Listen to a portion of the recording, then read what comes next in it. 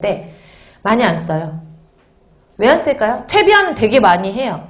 되게 많이 해요. 사람들이 이거를, 그러니까 나라적인 정책적이나 이런 부분에서는 그래 우리가 버려지는 폐기물을 가지고 퇴비를 많이 만들어야 돼 해요. 하지만 농사 짓는 사람들이 안 써.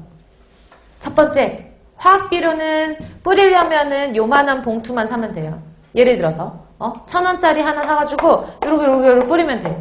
근데 이 1,000원짜리 화학적인 비료를 농사 지을 때 이렇게 뿌리잖아요. 그럼 뿌리기도 간편하겠지. 노동력이 그렇게 많이 들지 않잖아. 근데 이마만큼의 효과를 얻으려고 진짜 퇴비를 만든 거를 갖고 뿌리려면 몇 포대를 뿌려야 돼요. 지고 다니면서 다 뿌려줘야 돼. 그러니까 힘들잖아요.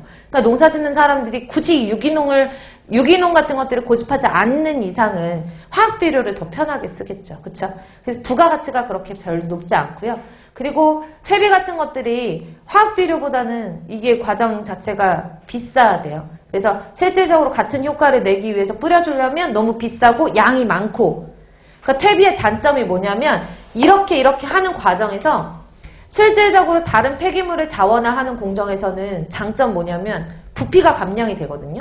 원래 폐기물 이만큼 있었는데 이쪽에서 이만큼 선별해가지고 얘를 RDF로 만들거나 SRF로 만들었으니까 폐기물이 요만큼 남은 거예요. 즉 부피가 감량이 됐어. 근데 퇴비화는 내가 아무리 호기성 미생물을 가지고 유기물을 분해하고 나중에 남는 부식토를 갖는다고 하더라도 이만큼 있는 폐기물이 퇴비가 되면은 이만큼으로 주는 게 아니라 이만큼 폐기물이 이만큼의 퇴비가 돼요. 제가 좀 강조해서 얘기하는 거예요. 왜? 시험 문제에 뭐라고 나왔냐면 퇴비화의 장점은 부피 감량 효과가 크다 이렇게 나오거든요. 부피 감량 효과 별로 없어요.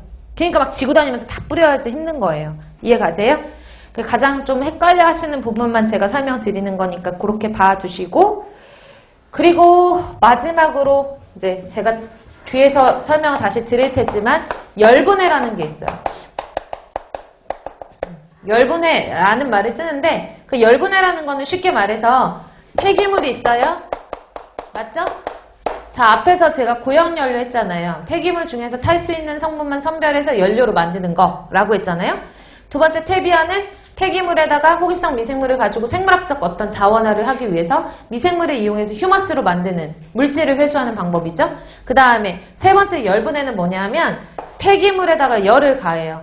폐기물을 왜 불가마 같은 데 있죠. 아니면은 뭐 숯가마, 뭐 무슨 도자기 같은 거 굽는 가마 같은 거 있잖아. 그런 것처럼 이렇게 폐기물을 가마 안에다 이렇게 넣고 가마 뚜껑을 탁 닫은 다음에 산소가 들어가지 못하게 한 다음에 밖에서 열을 가하는 거예요. 가마 아시죠? 가마에다가 도자기를 넣었어. 근데 도자기랑 같이 나무를 같이 태우진 않잖아요. 가마 바깥쪽에서 열을 가해가지고 여기에다 열을 가하잖아요. 이런 것처럼 외부에서 열을 계속 가해주는 거예요. 높은 온도로. 그러면 이 폐기물들이 분해가 돼서 열을 가했더니 분해가 됐네요. 이거에 대한 자세한 설명은 다음 시간에 다시 할 거예요.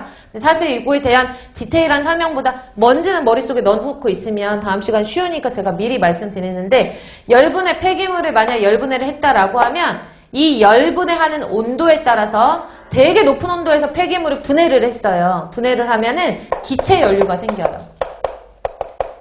예를 들어서 뭐 일산화탄소라든지 수소라든지 이런 류의 연료 같은 것들이 폐기물을 분해시킴으로써 나오는 거예요. 왜 연료라고 하느냐? 수소랑 일산화탄소 쓸 수 있으니까. 연료로 쓸 수 있으니까. 그리고 열분해하는 온도에 따라서 어떤 경우에는 액체 연료. 그러니까 아주 좋은, 질이 좋은 뭐 원유라든지 이런 것들보다는 질이 좀 떨어질 수밖에 없겠지만 어쨌든 플라스틱 같은 거 있잖아요. 폐플라스틱.